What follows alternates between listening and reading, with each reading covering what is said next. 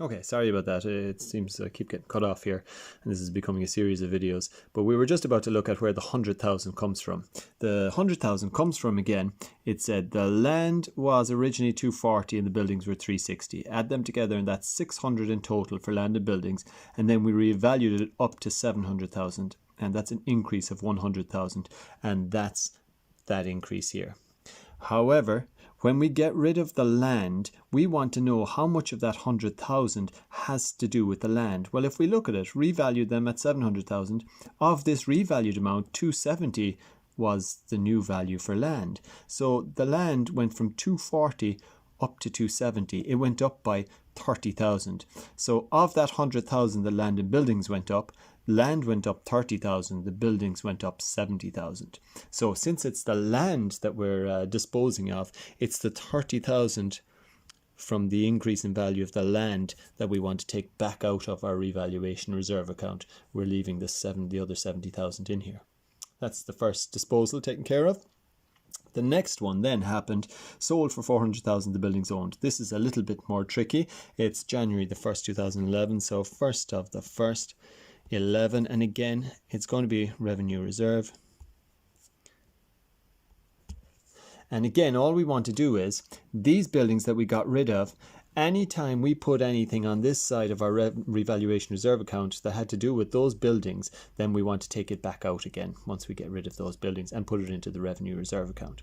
So if we look again, we had 3 revaluations. Now those buildings we're talking about were the ones that we owned at the very beginning of the question back in the 1st of the 1st, 2007. So we definitely had them for this first revaluation of buildings.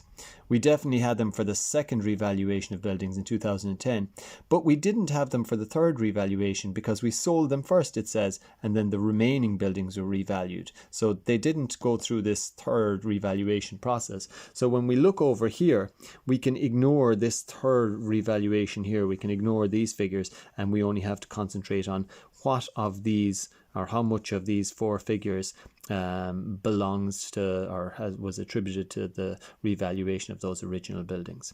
So what we're going to look at first is this 100,000. Well, we already said that of that 100,000, 30,000 was the increase in value of the land and 70,000 was the increase in value of those original buildings. So since it's those original buildings we're getting rid of, we want to take that 70,000 back out. Now we're not going to put that in immediately over here because we have a whole lot of other stuff we want to take out as well that has to do with those buildings. But we want to take that 70 out. Now in the first revaluation, those original buildings were the only buildings we had. So when we set the depreciation back to 0, this 28,800 depreciation, all of that depreciation was depreciation that had built up or accumulated on those original buildings. So all of this has to do with those original buildings and those buildings alone. So we want to take that back out as well. So I'm going to add that to my 70,000 over here. Okay. The next time we did a revaluation, it was 108,000 that our buildings went up in value by. Now, the problem is, though, the next time we did a revaluation in 2010, we had gotten a whole lot more buildings in between. So when these revaluation increased the value of our buildings by 108,000, like how much of that is an increase in this building, or how much of that is an increase in the value of the extension, and how much of it is an increase in the value of the original building? Well, we saw this already, that this worked out to be, when we revalued, it worked out to be a 10% increase for each building. And we already looked at it when we were doing one of our previous accounts. We said that original building went from 360 up to 430 in the first revaluation, up by 70, which we've taken account of, haven't we? And then in the second revaluation, it went up by 10%. It went up by another 43,000. So, we already had the 70 that it went up by first. When all of our buildings went up by 108,000, 43,000 of that 108 had to do with those original buildings. So we want to take that back out of the account as well. Next thing, and this is I suppose the most difficult part, the provision for depreciation here, the 38,800. So some of that is depreciation on your original buildings, but some of it was depreciation on your newer buildings and your extension. But we have a way of working it out. First of all, where did that 38,800 come from? Well, here's where we set it back to zero in 2010 when the revaluation happened. But where did it come from in the first place? Well, it was the accumulated depreciation. It was from 2009's depreciation, annual depreciation, plus 2008's annual depreciation, plus 2007's annual depreciation. Because at the very beginning of 2007, we set the aggregate depreciation back to zero, and then that was at the start of the year. Then at the end of the year, we had 1 year's depreciation. To that, we added a second year's depreciation. To that, we added a third year's depreciation. And these 3 annual depreciations altogether added up to what we had in accumulated depreciation at the start of 2010, the figure that we set back to zero. So what we want to know is how much of this is depreciation on the original buildings. Well, if we look at these 3 things and where they came from, this 8,600 is the annual depreciation on the original buildings, because in 2007 you only had the original buildings, so that has to be all to do with the original buildings.